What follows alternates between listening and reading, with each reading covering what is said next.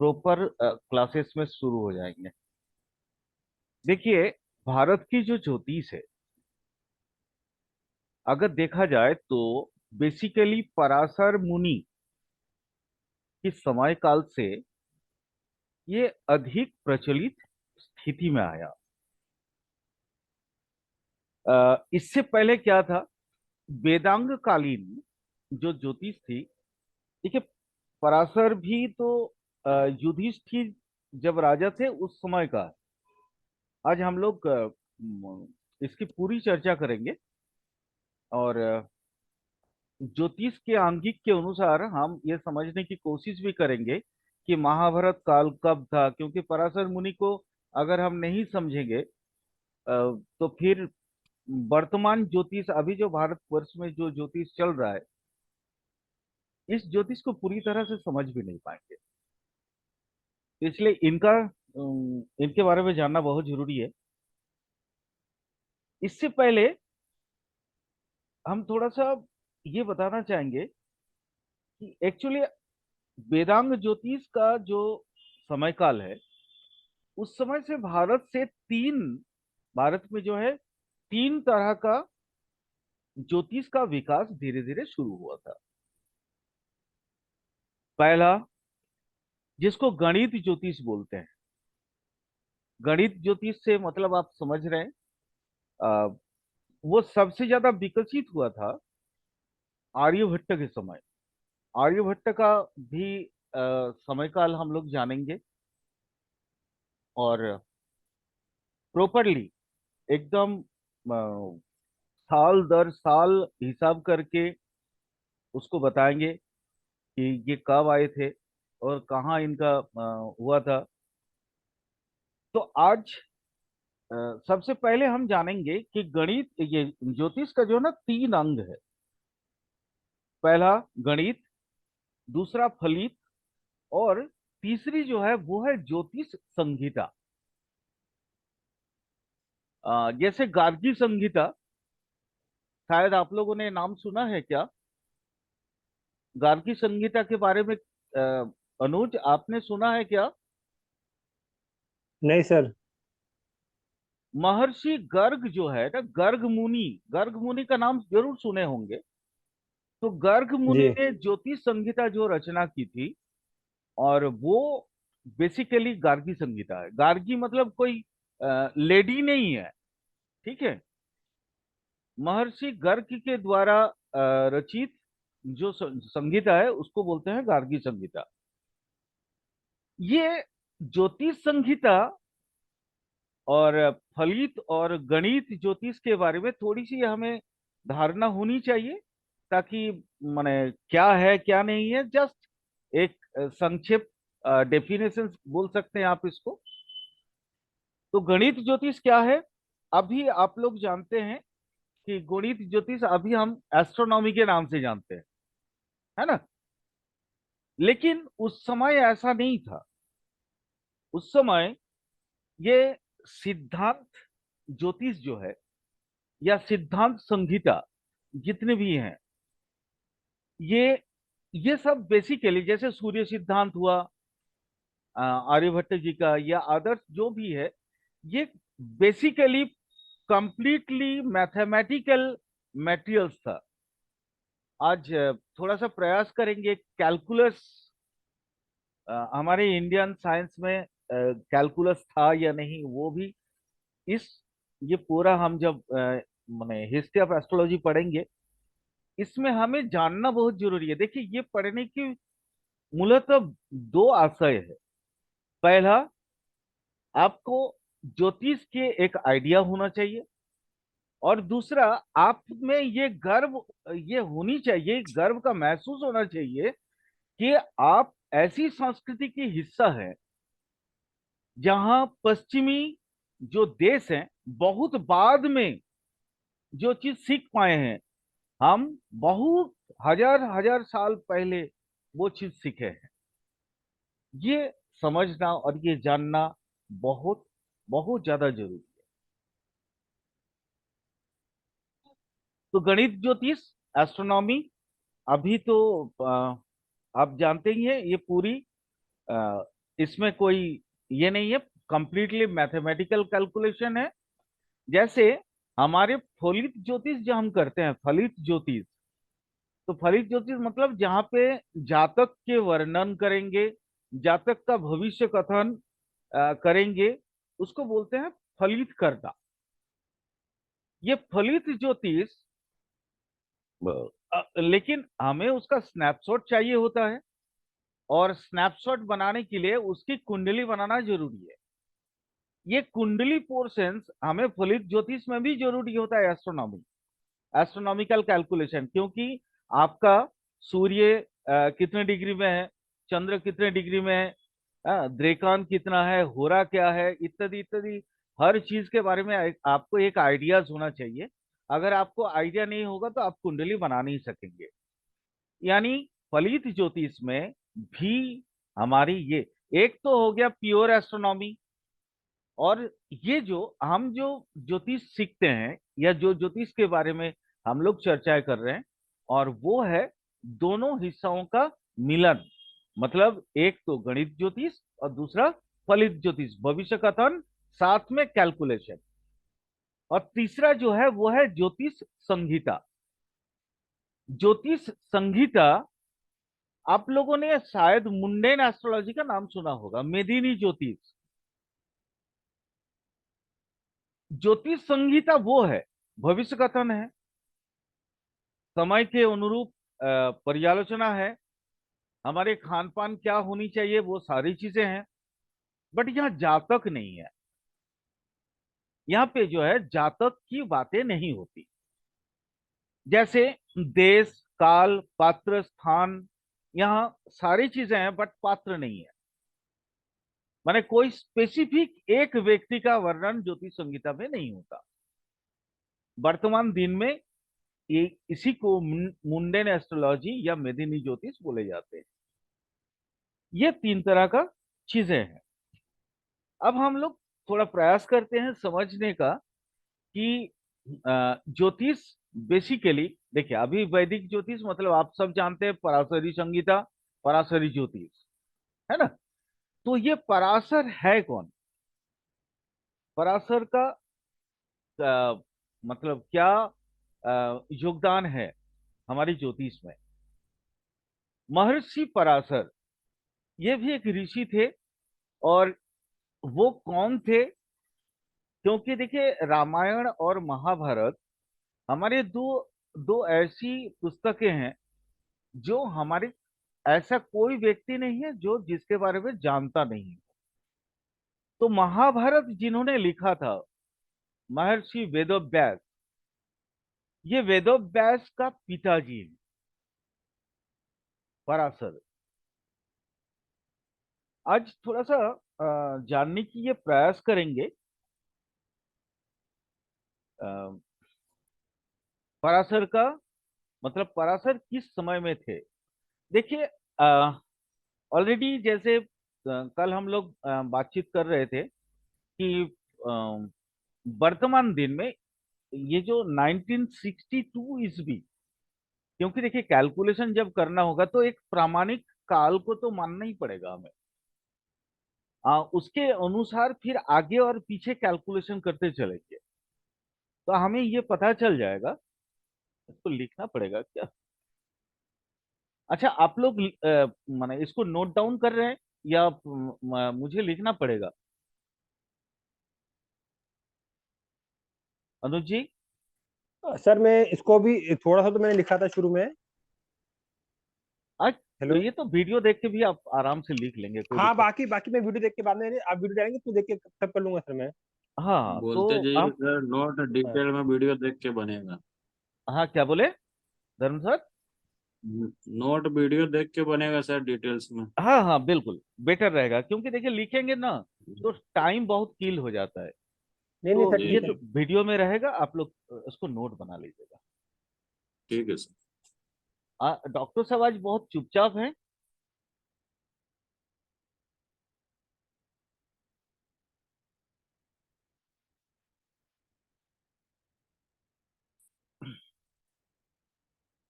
महर्षि पराशर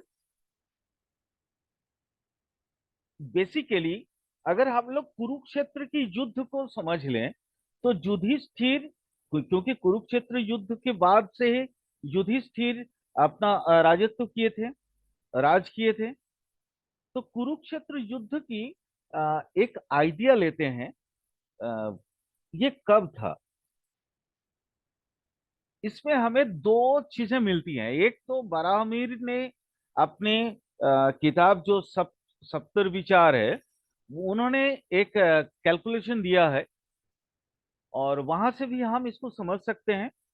और दूसरा, अभी का जो हिस्टोरियन, जितने भी इतिहासकार हैं और वर्तमान दिन में जैसे भरतपुर जैसा जो ज्योतिषी रहे हैं, जो इतिहासकार भी है और ज्योतिष भी हैं, तो इस तरह के कुछ मनीषियों का मतलब जो उल्लेख उन्होंने जो कैलकुलेशन किया है, हम लोग उसको भी समझने की प्रयास करेंगे। तो सबसे पहले आप हम जानते हैं कि बराहमीर ने क्या बोला था। बराहमीर ने बोला था, आसन मघासु मुनाया शासति पृथ्वी युधिष्ठिर निपोतो षडधिक पंचद्विजुत सख काल, सख कालस्तस्य, सख काल याद रखिएगा। सख सख संवत्सर जैसे अभी है ना, हम हमारे यहाँ पे भारत में अभी भी दो संवत्सर चलता है, एक शक चलता है और एक विक्रम संवत्सर चलता है ना। तो जिनको देखिए, नॉर्मली हमें भारत के सभी लोग, क्योंकि विक्रम संवत्सर हमारी राष्ट्रीय क्या बोलते हैं उसको, कैलेंडर है ना। शक संवत्सर का भी हिसाब हमारे यहाँ पे मिल जाता है। पंचांग देख लीजिएगा तो वो वहां पे लिखा रहता है, शक संवत्सर इतना, विक्रम संवत्सर इतना, है ना। तो ये चीजें लिखी होती है, तो वहां से कैलकुलेशन इसको आप समझ सकते हैं। शक काल को भी हम समझ लेंगे तो बराहमीर जी का कैलकुलेशन सबसे पहले समझते हैं। उन्होंने क्या लिखा है कि उनके एक सप्त विचार जो ये ग्रंथ है, वहां पे उन्होंने लिखा, अ, आसन मघासु मुनया शासति पृथ्वी युधिष्ठिरो नृपतो षडधिक पंचद्विजूत सक कालस्तस्य राजस्य। यानी सक काल को अगर हम समझ लें तो हम युधिष्ठिर काल को समझ लेंगे। तो अब यहाँ पे क्या क्या कैलकुलेशन का क्या क्या उन्होंने ये दिया। एक षडधिक, स्वर्ण मतलब छह, ठीक है। दिक, द्विक मतलब क्या होता है, द्विक, द में द में व रस रसई और क, द्विक, द्विक का मतलब होता है दो, दो, टू। यानी षडधिक हो गया, यानी छह और दो। पंच, पंच मतलब जानते हैं क्या है, पांच। और द्विजूत, वही दो, द्विजूत। ये उन्होंने ये जो बताया, इसकी गति, ये इसकी वाम गति अगर हम करते हैं तो हमें शक संवत्सर से वहां कैलकुलेशन करके हम पहुंच सकते हैं युधिष्ठिर के काल में। चलिए अब अ, जानते हैं शक संवत्सर कब शुरू हुआ था। शक संवत्सर शुरू हुआ था 78 ईस्वी में, ठीक है। याद रखिएगा 78 ईस्वी। दो होता है, एक ईसा पूर्व होता है और एक ईसा के बाद का समय होता है। यानी जीसस क्राइस्ट के जन्म से पहले का और जीसस क्राइस्ट के जन्म के बाद का जो ईस्वी हम लोग अभी कैलकुलेशन में, जैसे 2024 ईस्वी चल रहा है अभी, तो ये 78 ईस्वी में स्टार्ट हुआ था शक, शक संवत्सर उनका पहला। तो आप 78 को जान लिए। अब वहां पे उन्होंने क्या बोला कि देखिए, 6, 2, 5 और 2, ठीक है। इसकी गति मतलब वामावर्त, वामावर्त मतलब 2, 5, 2, 6। वामावर्त मतलब होता है, जैसे उन्होंने बोला था ना, स्वर्धिक पंचद्विजुत, तो ये उल्टा उल्टा गिनेंगे हम। यानी षड मतलब 6, द्विक मतलब 2, पंच मतलब 5 और द्विजुत मतलब होता है 2। हम इसको कैलकुलेशन उल्टा करिए, देखिए 2526 यानी 2526, 2526, ये 2526 शक संवत्सर, जो शक का काल है, यानी शक के शक संवत्सर से 2526 वर्ष पहले युधिष्ठिर का काल हुआ था। बहुत इजी कैलकुलेशन है, थोड़ा सा आप प्रयास करेंगे तो आपको बहुत आसानी से समझ में आ जाएगा। तो आप मान लीजिए 2526 साल पहले की कहानी, यानी उसके बाद आप शक कितने में शुरू हुआ था, 78 ईस्वी में, यानी 78 ईस्वी, अगर अभी वर्तमान दिन को अगर इस ईस्वी में हम इसका कैलकुलेशन करना चाहिए तो 78 को हम माइनस कर लेंगे, यानी शक से 2526 साल पहले युधिष्ठिर का काल था, -78 कर दीजिए, आपको ईस्वी मिल जाएगा। ठीक है, कितना आया, माइनस करने से 2526 से 78 माइनस कर दीजिए, देखिए 2400, 2448 आएगा, 2448। ठीक है, यानी 2448 ईसा पूर्व में, ईसा पूर्व में युधिष्ठिर का राज था। और अभी कौन सा है, 2024, 2024 प्लस 2448, दोनों को जोड़ दीजिए, यानी आज से लगभग कितना, 4 हजार, 4 हजार, यार वो 2500 मान लेते हैं हम, माने लमसम, है ना, यानी जो ये 4500 साल पहले युधिष्ठिर का काल था। वर्तमान दिन के कैलकुलेशन के हिसाब से मैं बता रहा हूं, क्योंकि अब युग, ये कैलकुलेशन भी आपको समझना पड़ेगा। युग जैसे महाभारत काल में, अभी जैसे हम 12 साल में एक युग मानते हैं अभी कलि युग में, लेकिन महाभारत काल में सहदेव ने जो कैलकुलेशन किया था वो 5 साल में एक युग माना था उन्होंने।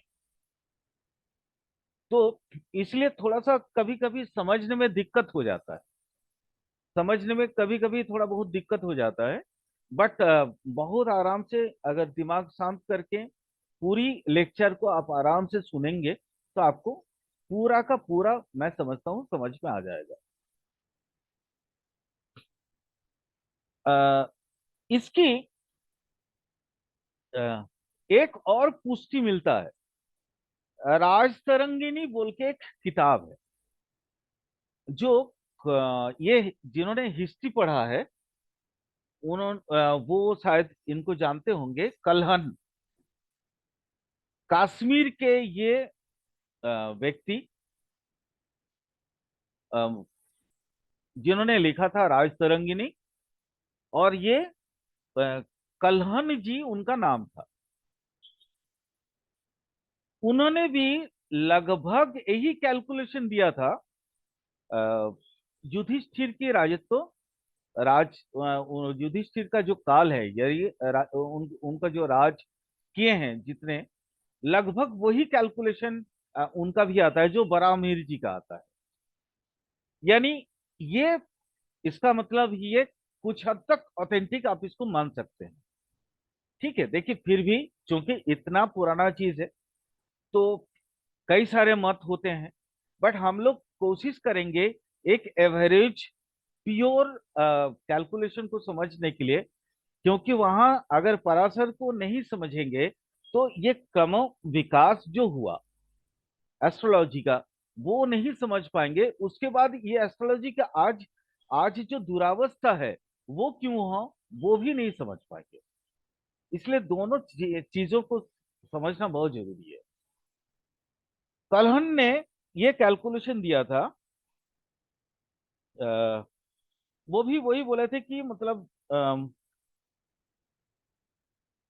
देख, 1884 तक पूर्व,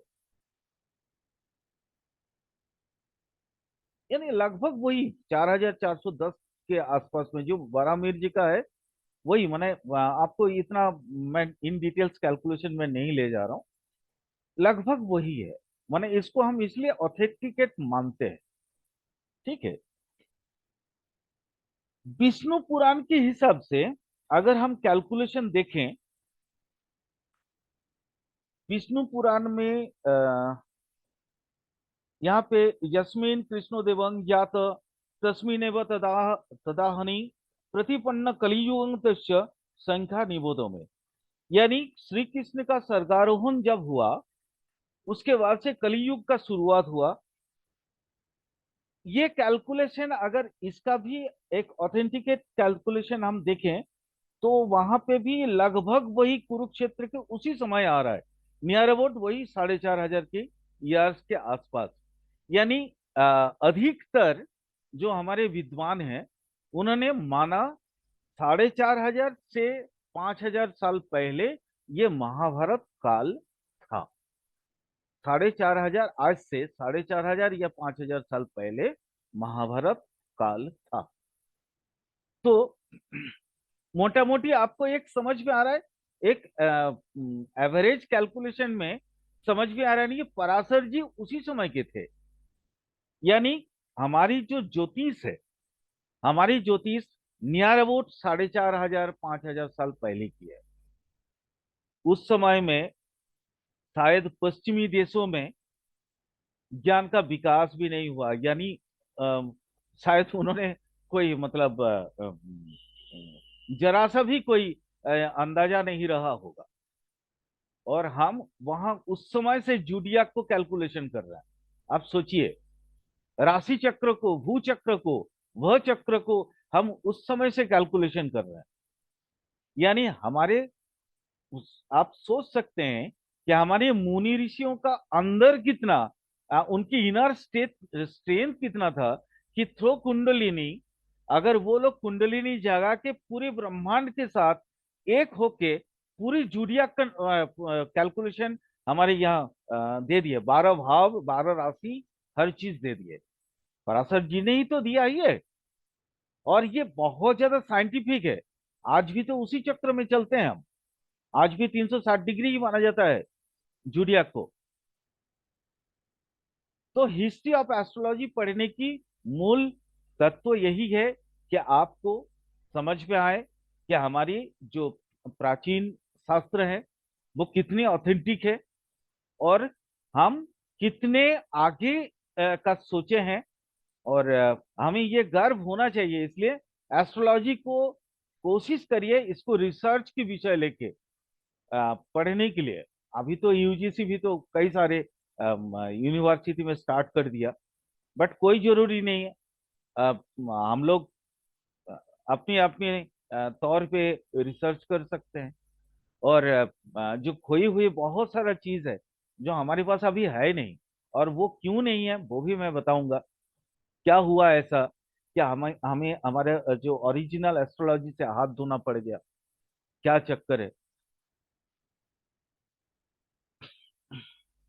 अच्छा, एक और मैं आपको एक एग्जांपल देना चाहूंगा। ये तो आज भी आपको दिखाई देगा। अच्छा, अपने यहाँ क्लास में महाराष्ट्र से कोई है क्या?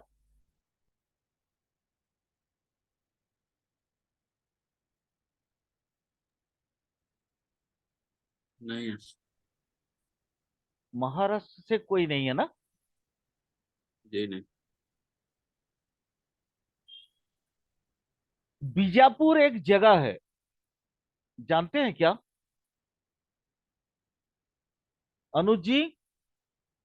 सुना हुआ है सर। नहीं सर, कहाँ था, महाराष्ट्र में जगह? हाँ हम्म, नहीं सर, नहीं। हाँ, धर्म सर आप सुने होंगे ना, जी बीजापुर। सर। बीजापुर जी जी। अरे वो छत्रपति शिवाजी का बहुत मतलब ये जगह जी है जी। है ना? जगह है।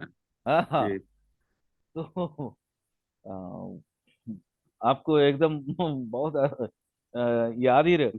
वर्तमान में अभी भी बीजापुर जिले का वहां पे एक पूर्वी घाटी एक पहाड़िया क्षेत्र है, वहां पे एक हम्म, मंदिर है।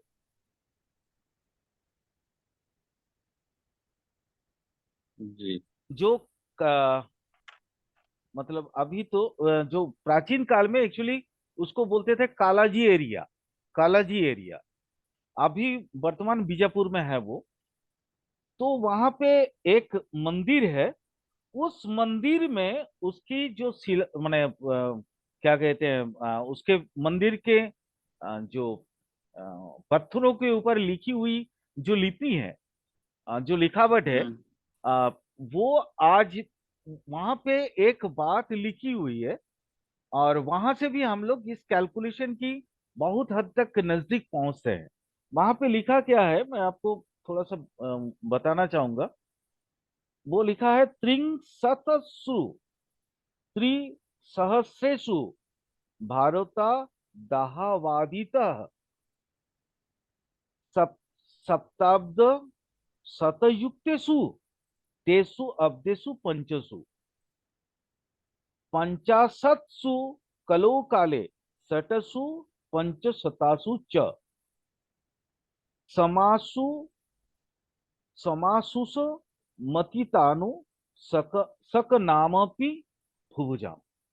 इसका मीनिंग ऐसा है, वहां पे लिखा है कि भारत का जो युद्ध हुआ था, भारत भारत युद्ध मतलब एक ही युद्ध है, वह है महाभारत। ठीक है, भारत का युद्ध मतलब एक ही युद्ध, याद रखिएगा। वो भारत युद्ध का 3735 साल के बाद 556 संवत ये मंदिर निर्माण हुआ, ये इस मंदिर का निर्माण हुआ। यानी भारत युद्ध का मतलब होता है महाभारत की युद्ध। यानी ये मंदिर जिस समय निर्माण हुआ था, उससे 3735 साल पहले महाभारत यानी कुरुक्षेत्र की युद्ध हुआ था। यहाँ पे एक बहुत ऑथेंटिक आपको ये मिलेगा, माने मिल रहा है, क्योंकि यहाँ ये आज भी अगर आप उस एरिया में जाएंगे, उस मंदिर की वो प्रस्तर लिपि को पढ़ेंगे, तो आपको ये मिल जाएगा। और शक गताब्द कितना है? 556, यानी 3735 माइनस 556 शक गताब्द, यानी शक गताब्द कितना हो गया? माइनस करें 3735 से, यानी 555, यानी 659, 9, यानी 3189, 3189 शक गताब्द। यानी 3000। और हम लोग जानते हैं 78 माने ईस्वी में शक संवत से शुरू हुआ था। तो आप शक संवत मतलब शक संवत से शुरू होने से पहले गताब्द, गताब्द मतलब जो बीता हुआ। ठीक है, यहाँ थोड़ा सा भाषाओं पे भी ध्यान दीजिएगा, क्योंकि तत्सम शब्द है ना, संस्कृत शब्द है। तो यहाँ हम जिस क्या कहते हैं, ये नोट जहां से हम लिए हैं, वो पूरी तरह से संस्कृत की किताब है। ठीक है, तो वहां से ये नोट मैंने कलेक्ट किया है। और मैं आपको वही तो शक गताब्द मतलब है गत, गत मतलब जो चला गया। यानी 78 ईस्वी में शक संवत्सर शुरू हुआ था। तो माइनस कर दीजिए दोनों को, 3735, सॉरी 3189 में 78 माइनस कर दीजिए, तो कितना बच गया? 3101। यानी ईस्वी के ईसा मसीह के जन्म से 3101 साल पहले भारत का युद्ध हुआ था। यानी महाभारत का कुरुक्षेत्र का युद्ध हुआ था। कैलकुलेशन आ गया। 2024, आज 24 को छोड़ दे रहे हैं, 24 छोड़ेंगे क्यों? यानी 2024 प्लस उधर कितना, ईसा ईसा पूर्व कितना हो गया? 3101, यानी तीन तीन और दो 5000, 5000 और उधर 125, 5125, यानी 5125 साल। ये एकदम पूरी तरह से जेन्युइन आपका लिपि है। यानी बार बार घूम फिर के, अगर बराहमीर का कैलकुलेशन भी हम लोग लेते हैं, कलहन की राजतरंगी की किताब, राजतरंगिनी नामक किताब में जो उद्धृत है, वो भी अगर लेते हैं, और ये बीजापुर वाले बागलकोट का मंदिर जो है, वो भी अगर ले लेते हैं, तो अल्टीमेट हमारे पास वही 4,500 से 5,000 साल आ जा रहा है। क्लियर? यानी आपको इतना तो अब मालूम हो गया कि पराशर जी आज से 4,500 से 5,000 साल पहले के व्यक्ति थे। अब कैलकुलेशन क्या बोलता है, माने हमारी एस्ट्रोलॉजी क्या बोलता है? अ, मैं थोड़ा सा कृत्तिका काल, कृत्तिका नक्षत्र के बारे में कौन कौन जानते हैं? धर्म साहब तो जानते हैं, अनुज जी भी जानते हैं, नीरज जी आप जानते हैं क्या कृत्तिका नक्षत्र?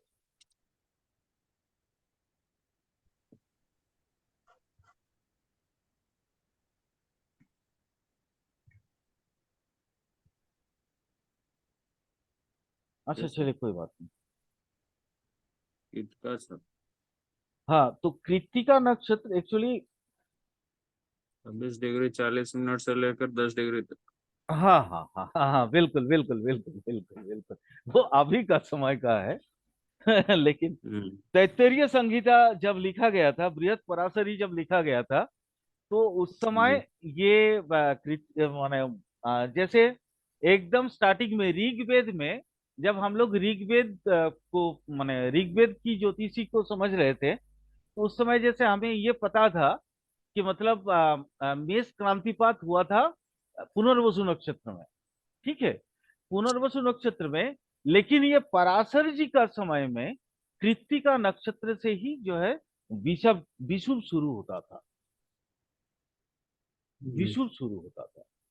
यानी आज जैसे, आज हम लोग आज का कैलकुलेशन है, देखिए, ये अभी मैं आपको थोड़ा सा और इन डिटेल्स बताने के बाद ये समझाने की प्रयास करूंगा कि ब्रह्मांड नियत घूर्णायमान है, ये हमारे मुनि ऋषि कितना आसानी से समझाए थे हमें। वो जी कृत्तिका काल जो है ना, 3,000 ईसा पूर्व से लेके लगभग 2,040 ईसा पूर्व में कृत्तिका काल, ये इस बीच को जो है, इस कालखंड को बोला गया है कृत्तिका काल। क्योंकि उस समय जैसे विषुव मिलन जो होता था, वो कृत्तिका नक्षत्र में होता था। महर्षि पराशर अपने जो फोली माने जो ज्योतिष ग्रंथ लिखे थे, बृहत पराशरी होरा, उनकी कई सारे किताबें हैं, तो जिसमें से ये बृहत पराशरी होरा, उसके अलावा बहुत और भी बहुत सारा, बट उसमें कृत्तिका काल का उन्होंने उल्लेख किया हुआ है। उसमें उन्होंने उल्लेख किया। उल्लेख का मतलब क्या है वहां पे? जैसे अभी हम लोग अयनांश को जिस हिसाब से देखते हैं, अ, उस समय में अयनांश और आज के अयनांश में देखिएगा बहुत सारा चेंज हो गया। जैसे लाहिड़ी जी का अयनांश जो अभी मेरी जो हम सिस्टम करते हैं, या चित्रा का, माने बहुत सारा इस तरह है ना। तो ये अयनांश उस समय में, कृत्तिका काल में अयनांश और आज के अयनांश में फर्क आया, जिसके कारण बहुत सारा कैलकुलेशन में भी और फलित करने की प्रक्रिया में भी बहुत अंतर आ गया। इसलिए असली ज्योतिष आपको अगर समझना पड़ेगा, तो नेचुरली आपको समझना कहाँ है ना, उस समय में परिस्थिति कैसा था और आज का परिस्थिति कैसा है। ये दोनों परिस्थितियों के बीच का फर्क को समझ के, अगर आप अपने जातक, आपके जो क्लाइंट है, इस क्लाइंट की अगर आप उसकी गणना करते हैं, उसकी भविष्य कथन करते हैं, तो आपको ना बहुत सारा चीज उसमें से सही सही मिलने की ज्यादा चांसेस है। देखिए, अल्टीमेट हमारा ज्योतिष पढ़ने का मूल उद्देश्य क्या है? हम तो कोई भाई कहीं पे मतलब ऐसा तो नहीं कि ज्योतिष पढ़ के हम नौकरी करेंगे कहीं। अल्टीमेट क्या है? जी प्रैक्टिस करना और भविष्य कथन जी करना है, अपने क्लाइंट को खुश करना, ताकि उनका एकदम हम जो भी बोलेंगे अल्टीमेट प्रेडिक्शन करना ना। हमारे मेन लक्ष्य सही तो बोल वही रहे है। तो लक्ष्य में पहुंचने से पहले बट अगर हम चीजों को समझ लेते हैं कि उन दिनों में कैसा था और आज कैसा है, तो भविष्य कथन में आपको बहुत सारा सहायता मिल जाएगा। आप इसी की वजह से ये सिलेबस इस तरह का किया हुआ है। हम्म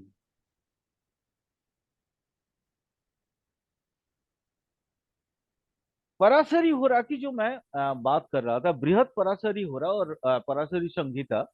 तो पराशरी होरा में अम, यहाँ पे ना कुछ माने क्या बोलते हैं उसको, मतविरोध है, मतभेद है कुछ।